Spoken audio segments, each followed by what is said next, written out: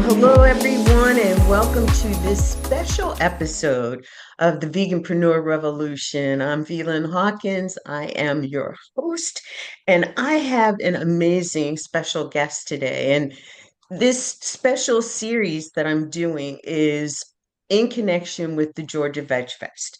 So if you haven't heard of the Georgia Veg Fest, listen up, because this is one of the premier Veg Fest events held in the city of Atlanta, or actually in the Atlanta area, I'll put it that way. And you're invited to join us if you are anywhere near Atlanta to find the food and clothing and just vegan everything. And if you're vegan curious or a long-term vegan, a long-time vegan, this is going to be someplace that you're going to want to be in. What's really exciting is the speaker roster that we have this year. And right now I have Kevin McGee, aka Chef Kev, and I'm so excited because let me tell you a little bit about this young man. And I say young man because he's probably a lot younger than me, which is fine because he's doing some amazing stuff. He is known affectionately as Chef Kev, but he is a plant forward chef, community wellness advocate, and a third generation food justice leader. He's a Morehouse College graduate with a degree in banking and finance. And Kevin's merged his background in community development and micro lending and health equity to create impact in the intersection of food, culture, and entrepreneurship. As executive director of Urban Oak Initiative, he leads transformative programs that expand access to healthy food, uplift Black food entrepreneurs, and create economic opportunity in underserved neighborhoods. Now, he's the visionary behind the Food Studio. If you haven't heard of this before, you want to look it up. It's the nation's first 100% plant forward shared commercial kitchen incubator. And he's the creator of impactful programs like Kids Can Cook, Plants Over Pills, and the Foodpreneur Program. Having personally experienced food insecurity, Chef Kev brings a deep empathy, cultural wisdom, and systems level thinking to every table he touches. His work has been featured on national platforms, and he's a sought after speaker on food equity, legacy building, and the healing power of nutrition. Chef Kev, I am so excited to be in this conversation with you today. That's a lot. That's a mouthful you said there. That's a whole lot. We got to shorten that bio down a little bit. I'm gonna shorten that down when we get off the Well, call. you gave it to me, and I was like, this is not the shortest, but it They, had so much great yeah, thank information you. in it. I A was lot like, of I can't, lessons. Yeah, a lot of lessons learned. I hear you. I hear you. So, again, it is just such an honor to be here with you today. Morehouse grad, somebody that has started a family nonprofit and has just made such an impact over the years that you've made. Let's just get into it. Mhm. Your background's fascinating, burgeoning finance, community development with your passion for food. Tell us a Definitely. little bit about that unique journey and what initially sparked your dedication to plant forward food and food justice. Mm.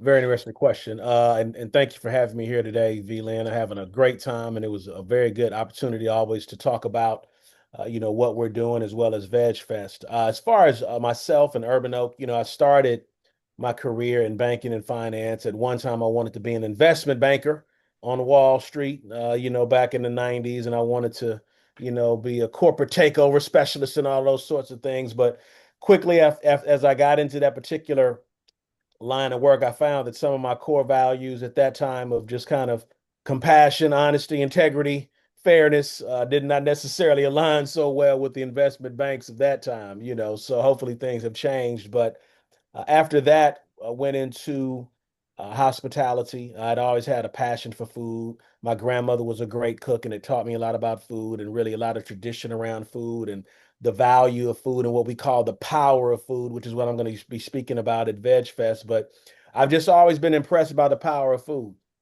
I think it's just amazing what it does for bringing people together, whether it's plant-based or not, what it does for bringing people together for, celebrating, great moments, celebrating the passing and the transition of people. We have food at those gatherings, celebrating births and weddings, etc. And so I think it's just such a powerful thing that we have to really give it its homage. And I think for me, I've been plant-based for the most part of my life, right around 30 years now. Kind of went back and forth, as I've grown my family. Sometimes I've been pescatarian, flexitarian, but mostly plant-based. And so for me, it's always really been about health, more than anything. I think a lot of people choose plant-forward lifestyles for any number of reasons, animal causes, health, wellness, the environment. But for me, it's largely around health and wanting to help people be healthy and live healthier lives. I love that. That's a personal mission that you've changed into family legacy. Definitely. And a third generation food justice leader. What does that mean for you? It means a lot. I think, the nonprofit Urban Oak, we're going on right around, I'm trying to do the math, 18 years now. Or is it 28? Is my math wrong? No, it's 28 years. My grandmother started it in 1997 here in a small town in Missouri. During that time, it was not a plant-focused nonprofit. It was more around social services, doing things like food baskets. We did after-school programs, summer foods programs. So always initiatives aimed around helping youth and people gain access to food and vital services. And then my mother ran it in 2004. And then in 2016, I took over the third leg of it and we kind of refocused to be more focused on something that I was personally passionate about, which was plant-based eating. So at Urban Oak, we help people get access to food. We champion food equity and what we call food justice. We work with communities, families, to get them access to plant-based foods because we believe that everyone deserves access to plant-based foods, right? And not just, Great. any food, but, healthy foods, plant-based foods. And at a minimum, they deserve to have the choice as to whether or not they want to do plant-based food. So we work in food insecure areas, low food access areas within the city of Atlanta, and help people get access to more fresh, healthy food. Love that. Surprised I hadn't heard about you before, but I'm really glad to have made this connection now Yeah. because it's an incredible concept. And let's talk about the food studio, Hmm. right? And the fact that it's the nation's first 100% plant-forward shared commercial kitchen incubator. But yes, that's a mouthful too. Yes, it is. It is. So what Yes. was the inspiration around that? I mean, it's one thing to do it yourself, but to open up this incubator, and what's the impact that you've had so far? So we're in the final stages of fundraising. So let me be real clear on that. So, we've done some of the groundwork and we're located over in Pittsburgh Yards, but we're in the final phases of closing out, the fundraising for that. And hopefully that'll begin to come online soon. But essentially what it's going to be is first and foremost a community food hub for our organization, for our efforts to provide plant-based food to people. We do a lot of pop-ups and things like that around the neighborhood. So we need a place ourselves to cook, but then we thought that it may be good to expose individuals, or should I say, have opportunities for other plant-based food entrepreneurs to produce their products and sell them, whether it's jams, jellies, juices, cookies, cakes, pies. One of the challenges that we have specifically in the plant-based space is that when we go into other kitchen incubators or other facilities as business owners, we're often going behind people who may have been cooking meat products. Nothing against meat products, but as a chef, there's a level of cleanliness that you want to have, right? And so if all of your food is vegan, plant-based, you don't want to have to go behind people and wipe up tables to make sure that there's no, meat residue on the table or any kind of poultry residue or things like that. So having a 100% plant-based incubator, we think is going to be a game changer for a lot of these small businesses because it's going to allow them to be in a space that not only is safe for their products, but really reflects their values and their thoughts around food and providing food to people that's healthy. I love it. Oh my goodness. And it's very much needed Very in much so. today's time and space. Not only are people looking for food and a lot of people who are looking at, I want to be more plant forward, but I don't know what to do with these foods. Exactly. Or what I do know means that I don't like eating it because it doesn't taste good, doesn't look Right. good. Right. And we as vegans, we as plant-powered people Mhm. actually know the power of this food in the way that it can look, in the way that it Yes. can taste, in the way that just seeing the dish makes you say, I want more. 100%. Yes. So thank you for doing that. And let's talk some more about that too, because Yeah. I may have some ideas for you. And I Okay. know that the Veg Fest is a great opportunity for you to share this message Definitely. about the food studio as well. But let's talk about the Veg Fest. You Let's got talk. a really great topic title, The Yes. Power of Food, A Chef's Journey to Reclaim Health, Uh-huh. Culture, and Community Through Plant-Based Food. Tell Yeah. us what brought that to you, and I think that you've given us an idea of what really reaches deep to inspire Mhm. you to communicate this Mhm. message. But tell us what this message is really about. Yeah, definitely. I think, as we've kind of interacted with food over the last, several years in these communities where people have not traditionally had plant-based food. So a lot of these people have never had tofu, or they've never had a plant-based meat substitute, or they never had, certain types of mushrooms. When we've introduced those things to people, just looking at how in some cases it's been able to help change their thought process, right? We know of the power of food in terms of healing, right? We know that food can be healing, it can be healthy for the body. We have a whole realm of thought around food as medicine that's kind of coming online. But we also know that there is a power of food around bringing people together, eating together, holidays, special events, those are very powerful times. But then on the other side, we also know that there's a little bit more nefarious power, power of food to get people addicted, right? A lot of people are addicted to, processed food, sugars, refined oils, flowers and things like that. And so I think when we look at what's going on in America today and our food system, the fact that, almost 80% of the food in the store is processed now, a lot of the things that are being linked to processed food and processed meat products and things of that nature. I think we really have to understand that food is powerful, right? It's not just something you eat and it kind of goes away. No, it definitely affects your life, your quality of life.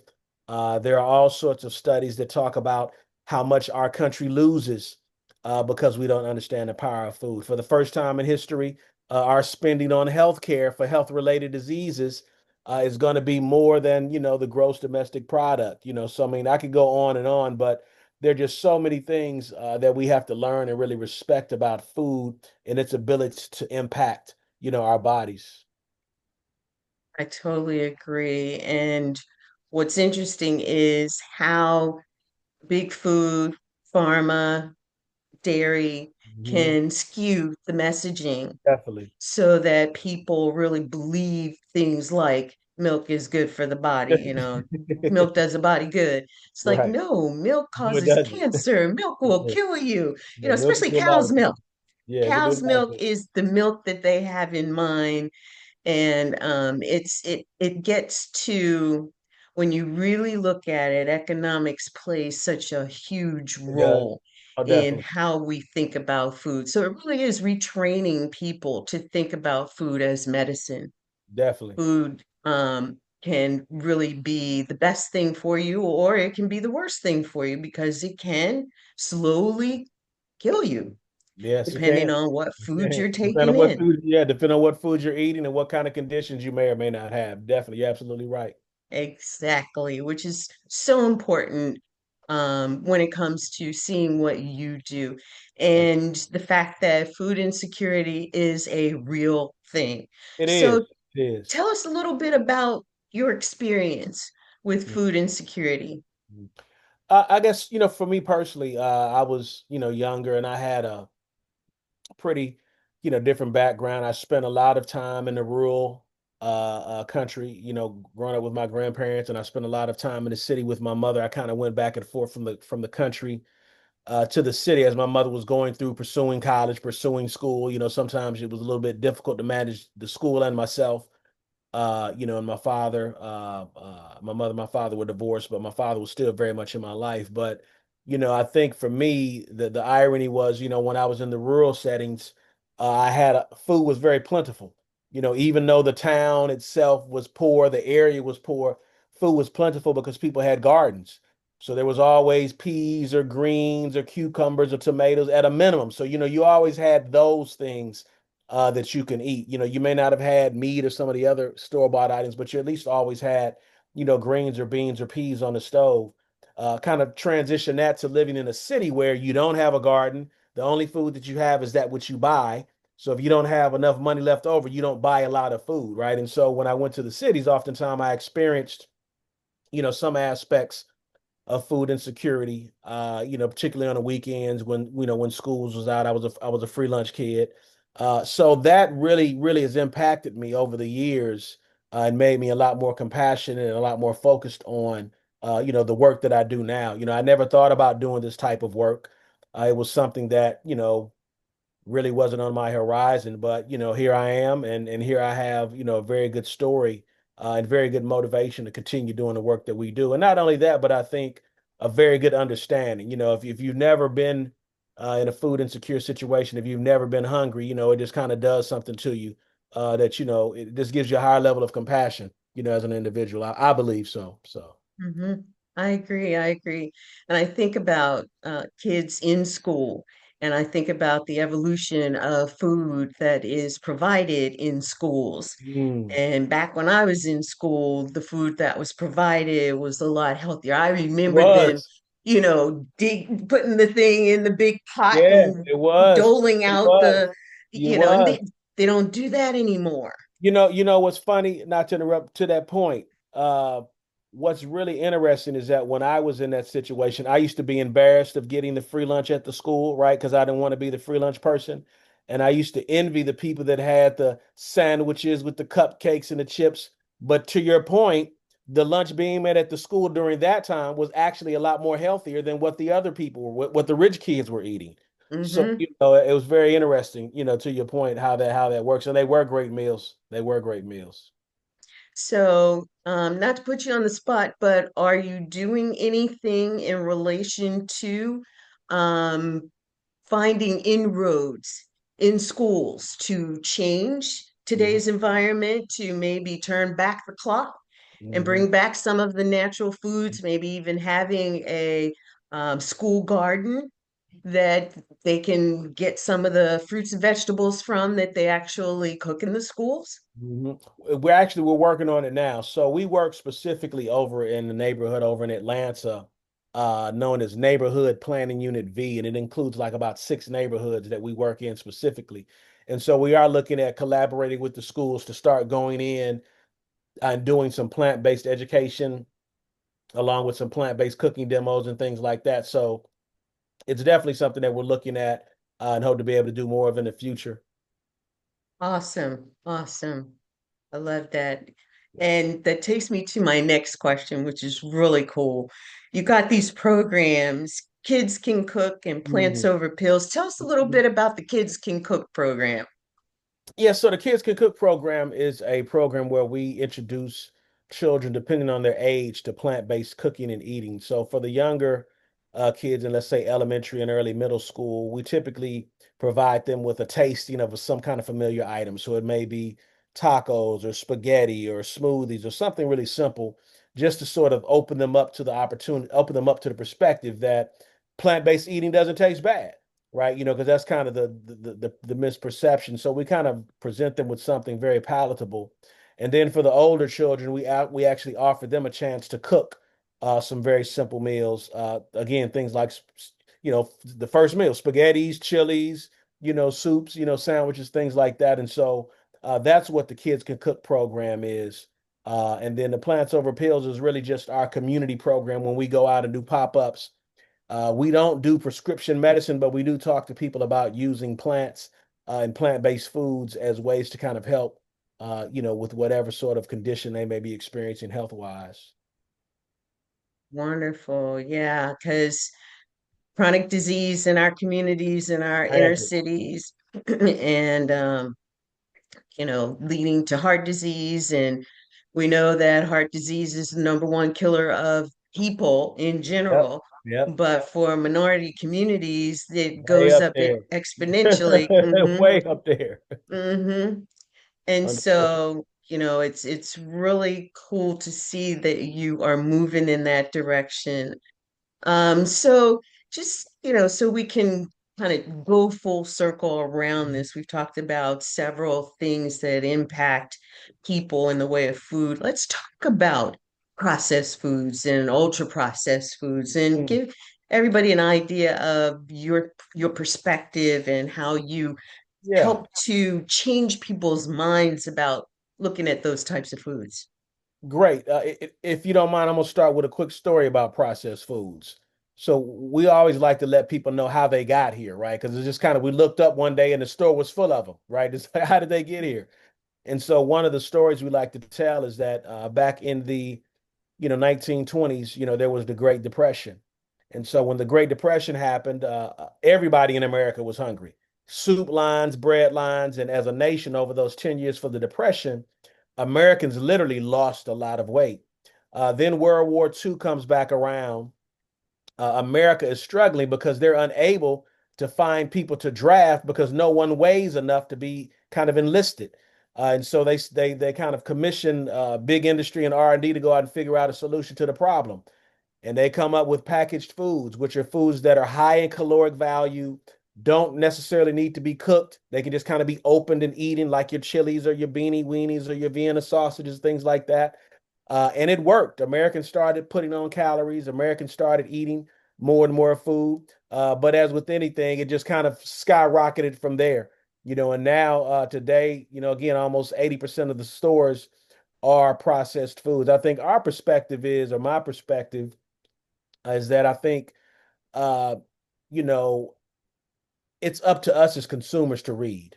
I think, the ingredients are printed on the back of the box, right? And particularly now with social media, the internet, iPhones, you can scan a barcode and you can get every ingredient on there and you can Google, are any of these good for me or bad for me? So I think the first thing is that we have to begin to read labels because industry responds to what consumers do. If consumers say, I'm not going to eat this because it has these things in there, then they'll take them out. I think it's interesting that in Europe, a lot of the things that come from America that go there, they remove a lot of the harmful ingredients because they're not allowed, in a lot of European countries. So I Hmm. think we also have to put pressure on our legislators and our leaders to really kind of be more mindful, of our health and what goes into our food. I totally agree. And I see the duality there because when you're talking about getting them to make these changes, the corporate mindset is, so how do I still make money?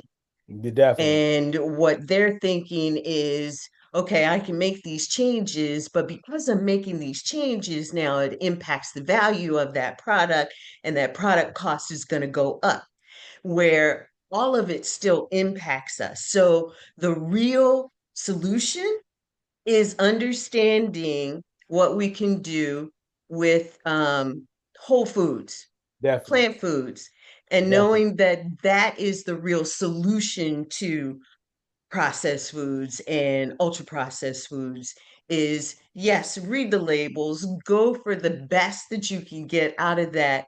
If it takes you outside of your financial realm, then go back to the beginning. And I've had this conversation with a few people too, and maybe you can help me out with this.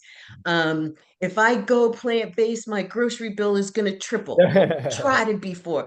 I'm like, what store did you go to? yeah. Because you talked about the misnomers and the things that people are believing that are really not true. Talk to us a little bit about what you've seen and some of the conversations maybe that you've had about, plant-based is too expensive and that kind of thing. Well, I would say that I think that they may have had an argument maybe at times in the past, but I think now just in general, food is expensive, period. Whether you plant-based or not, I think it's just, it's just becoming more costly, as water resources dry up, as a lot of the resources used to grow food A lot of water is used in the production of animal food and meat processing, things like that. So I think, what I typically tell people is, either you're going to spend it now or spend it later.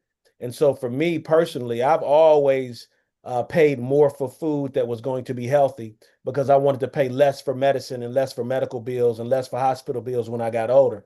And that's been true. I've been eating, again, not 100% vegan, but off and on, 100% plant-based, but I've always eaten pretty healthy. I'd probably say always at least 80% of my diet has always been plant-based, if not more. I mean, I ate a little fish, when I was younger, but I will say that, and I don't say this, being braggadocious, but every person that I know that has been plant-based for any significant period of time, including myself, rarely, if ever, do they have any sorts of illnesses. None of my plant-based friends have any chronic illnesses. None of them take medication. None of them have, some of the issues that some of our meat-eating friends have. So, I'll spend, a couple hundred extra dollars a month, for my health. I think it's about where you want to invest. I had a friend of mine one time. They said I bought a gallon of organic apple juice, 1 gallon of organic apple juice. It was $10. My friend said, "Oh my God, you spent $10 on apple juice?" I said, "Yeah, it was a gallon of organic apple juice." I said, "You would spend $30 on a bottle of wine." I just make a different choice, right? So it's really just about how you choose to spend your. It's not that it's more expensive because people pay money for things that aren't good. $50 for wines, $100 for wine, $50 for a steak dinner.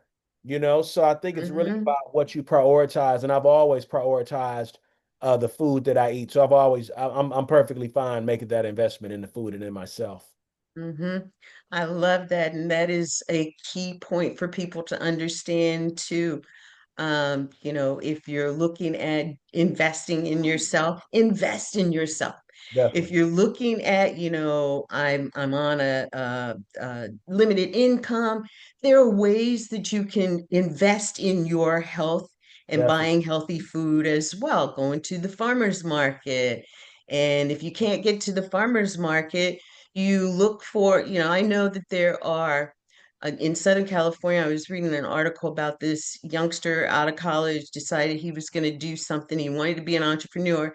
He bought a truck and he would go to the farmer's market. He would go to the food bank and he would get all of these fresh foods and he would go to these neighborhoods and Wow. he would sell the food. But of course, it was pennies on the dollar.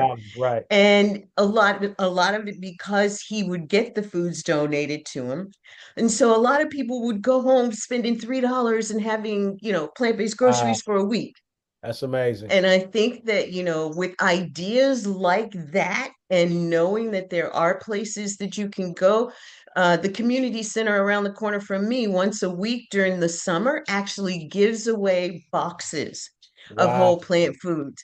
The unfortunate thing is they always include a gallon of milk, cow's milk. And I'm like, you know what? I go to pick up a box for a friend and I said, Just let take me that let you out. No keep problem. this. We'll just take that out. We can just take that right out before we get there.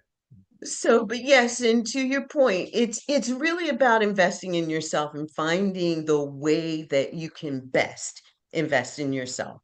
Well, And I don't know if you noticed about the milk. For the first time, plant-based milks are on track to start outselling regular milk. So we're making progress. we And are now we just have to yeah, get more in schools. definitely. The federal mandate that cow's milk will be given to every child at every meal at school, breakfast or lunch, and even after school. And it just really just turned my stomach when I heard that. Yeah, It's their last ditch effort to try to get it in. to, yeah, Yeah, yeah. And so parents, grandparents, caregivers, if you're hearing this and you're talking to anybody at schools, let's try and do this transition to plant-based milks definitely. because there are ways for uh, the budgetary constraints that schools think that they have really shift when you're talking about offering plant-based options in schools. I talked with a food service director for a region of schools in New York over a 4-year period, transitioning those schools to offer plant-based options and seeing how the selection of those options became better than regular food options, Yeah. transitioned her budget, saving $1 million a year Yeah. New in York is that on fire. school full budget. Yeah. New York, and it's interesting because I kind of have the opinion that, if New York can do it and put plant-based food forward, everybody can do it, right? Because it's a lot of people there, there's a lot of money spent, right? So, I mean, I think they're really, really kind of creating some things that hopefully will be, replicated and scaled across the country. So, I agree. And that's one of the reasons that I love conversations like this so that yes, we can get that out. information out there. Yes. Now, Chef Kev, I want to wrap things up and Yep. say, first of all, thank you. Thank you. I feel the ancestral wisdom that Mm. has come through from you on food and family and children. And as again, we're wrapping this conversation up, what's one key takeaway or feeling that you hope to leave with people after hearing your full talk at the Veg Fest? I think the one thing that I would want to leave with people is that they really understand and respect the power of food. I think there was a time when we had to, go collect our own food, or hunt, or gather, or whatever. We had to put forth a lot of effort to get food, even more so for a lot of African Americans, right? Through our experiences in this country, food has always been somewhat scarce. So I think that, for us to really understand and respect the power of food today is important because it's so commonplace for so many people, right? It can be delivered to your door. You can get DoorDash, you can get Instacart. There's not a lot of effort in it. So I think as a result, a lot of us have, really, really stopped respecting the power of it. So I really would want people to really understand more and respect the power of food and understand that it has the power to, heal you, or it has the power to hurt you, and we're the persons that decide, how that power is used, and we have the ability to make good choices for ourselves. Beautiful. Thank you again. Thank Thank you you for again. taking this time out to Well, spend D-Land, with me always a today. pleasure. And to those of you watching, Georgia Veg Fest is coming up August 2nd and 3rd, and Right. Chef Kev's going to be talking both days. Indeed. And we're going to have a panel discussion that incorporates every presenter who's going to be at the Veg Fest each day. So we want you to come out and be a part of it with us. We want you to come out and not just enjoy the food and the goods being offered and sold, but learn some things that you can take back to your home and your communities and your churches and your schools and help to really move this message forward because we can't do it alone. We need you to. Definitely. So, again, thanks, Chef Kev. Sounds good. Have a great day. Take care. Thank you. Thanks, everybody, for joining us, and we'll see you on the next